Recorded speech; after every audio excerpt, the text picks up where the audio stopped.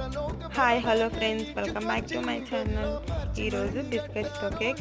మనం డీమార్ట్స్కి వెళ్ళినప్పుడు by one get one free ఉందని, 50% ఆఫ్ ఉందని టెంప్ట్ అయిపోయి బిస్కెట్ ప్యాకెట్స్ తీసుకుంటాం కదా.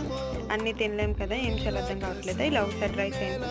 2 ప్యాకెట్స్ బిస్కెట్స్ తీసుకుని 2 స్పూన్ షుగర్ వేసి పౌడర్ చేయండి. తర్వాత ఒక బౌల్లో వేసి ఒక 1 కప్ మిల్క్ పోసి ఇలా థిక్ కన్సిస్టెన్సీ వచ్చిన దాకా మిక్స్ చేయండి.